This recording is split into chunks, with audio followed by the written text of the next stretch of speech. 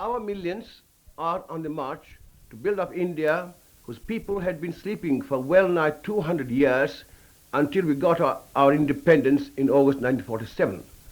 These 200 years of slumber brought about by foreign rule had kept suppressed our spirit of selfless service to ourselves as a nation to bring up our country to the level of other big free countries whose people have enjoyed and continue to enjoy a life of plenty and prosperity.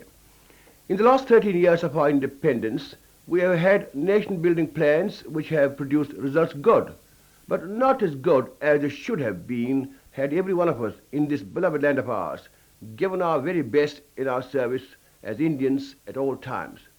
Alas, we did not all of us. I know Rome was not built in a day, neither was it humanly possible to have produced plenty and prosperity to all the millions in these last 13 years, but had we given our sweat in gallons and our blood, if it was necessary, in our nation-building work, instead of demanding our pound of flesh from the government we have put into power without giving our sweat enough, the results of these plans could have been much more impressive. With the gifts of God given us in abundance, such as vast areas of land, water, and a wealth of manpower, is it not a shame to each one of us that we should now go begging for our food from outside our own land? Food is one of the, if not the most essential and vital requirement of our millions. On a full stomach and with the glory we possess of the heritage of our ancient culture and philosophy, if only we lived up to it, we can build up our country more rapidly, saving ourselves the humiliation of having to go about the world asking for food, asking for money. I know no young country, young in the sense of political freedom, can build without foreign financial and other aids in the early stages of its freedom. But we could have slowed down considerably this begging had all the plans of our government been properly coordinated and implemented by those entrusted to do so with scrupulous honesty, integrity, energy, and determination, and had we as a united people given our best with no thought for rest and comfort, regarding these plans as much as ours as they were of the government. Who are the people who can help produce the food we want? It's the farmer, the peasant, the villager. They are the real backbone of our country. Of these, we have nearly 80% of our vast population. They need honest, sound, and selfless guidance and leadership for the fulfillment of their duty to the nation, which is to step up agricultural products in sufficient quantities to stop food imports and so save our much-needed foreign exchange. Our farmers are simple folk. They are men and women, all real gentlemen and ladies. It is in this context that I make this appeal to you, our youth, the precious gems of our land. You, our youth, are the leaders of tomorrow. On your labors of today depend the fruits of the victory which the country will reap in the years to come. You know we have a very well thought out, perhaps a trifle ambitious, third five-year plan in the offing. This plan envisages to provide for our masses an increasingly better standard of living, to give them a life of dignity and self-respect, and to raise their per capita income. It is here where you can play your parts in making this coming five-year plan a success insofar as it affects the rural population. I know there is an urban call for bright young men to work in the factories, scientific research institutes, offices, services, and so on. But the rural call is a much greater one in this country of ours, which has been essentially an agricultural land. Industry, small scale, medium scale, and large scale, are all very essential, of course, but food is even more essential.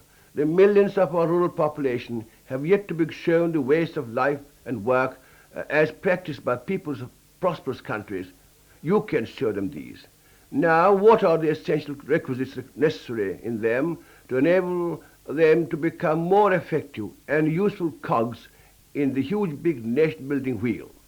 To my mind, they are good health, discipline and character, selflessness and loyal voluntary cooperation with each other, sense of duty, value of time, sanitation, hygiene, sense of civic duties, simple literacy, economy in all its aspects to get the best value from their money, modern methods of farming, which include, besides growing cereals of all kinds, animal husbandry, poultry keeping, growing vegetables, fruit, and so on. Self-help, and this is most important, family planning, to regulate the size of the family, to be in keeping with the length of the purse, and thus put a curb on the alarming growth of India's population at the rate of 5 to 7 million a year. Such a view, who have been blessed with intelligence and common sense and physical fitness, can play a very important part in inculcating all these requisites in our village folk. I do not wish to give you here any elaborate program on how you could do this, because an attempt to do so would involve in talking for hours. This is not the aim of this talk. It is aimed at mainly to give you a rough outline in its skeleton form of what there is to be done to build up our rural India, which is the real gold mine of our country. In this work, if you are a student, please do not subordinate your studies to it. Studies come first. Your main job in life as a student is to acquire knowledge, to broaden your mental outlook and vitalize your inner spirit to become a good citizen of the land as you grow up. In your spare time, you do this work. However, you students must now make plans, carefully thought out plans. Do not make them too elaborate or ambitious. Keep them simple. Do not take on too many subjects at the same time. Get together soon and set about to plan on how to participate in this glorious adventure in our nation-building work, which is still in its embryonic stage. For goodness sake, when you go about your work, please do not go with an air of superiority, looking down on the villagers in a patronizing and condescending manner. Do not give them the impression that you want to show off that you are an intellectual superior, while they are just poor worms with no brains at all.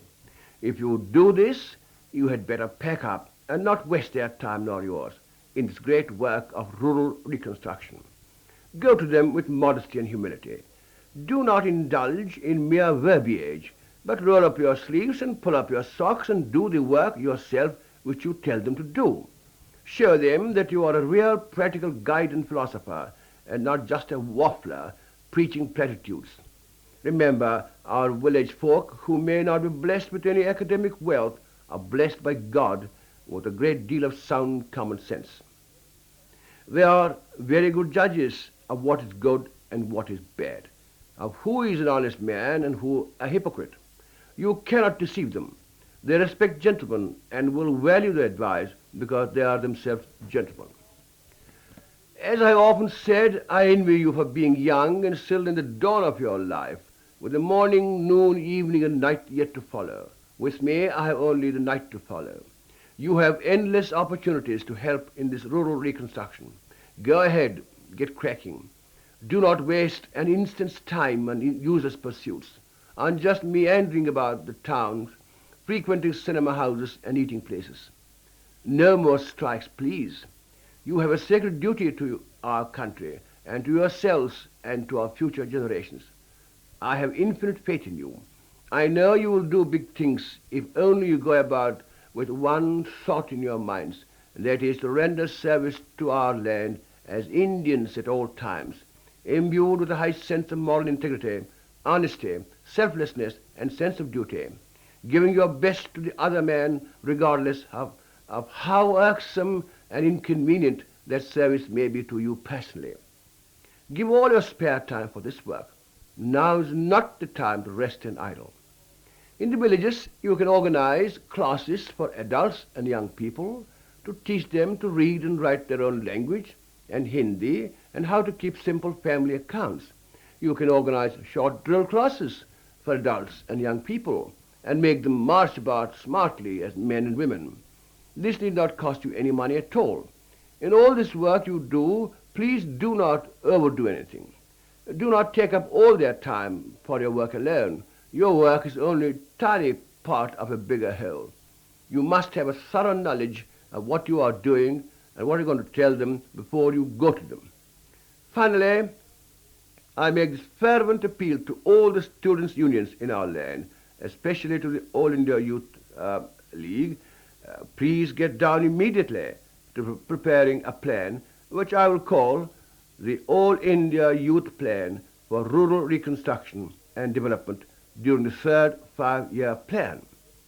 Form a small committee of students and non-students, representatives from each state, to discuss this matter and meet at Delhi. I say Delhi because here are the planners whom you can get to address you to indicate to you in what shape and form you can help. Then make your plans for Operation Rural Reconstruction and send it to every single students and youth unions in the country to implement. Let there be no piecemeal and isolated efforts in this respect. There should be planned supervision of the work being done. Contact the government planning bodies in your own states and ask them to tell you what you can do to help. It's only when you go about this work planning in this manner can you with a clear conscience feel you are serving India well. Our country's bugle call to you is, wake up our youth and act as Indians to make rural reconstruction a thundering success during the third five-year plan, keeping only Indianism aloft in this glorious work as your inspiration to serve. Be up and at it, and help to achieve economic prosperity to our people, which will bring in its wake national unity and therefore national strength.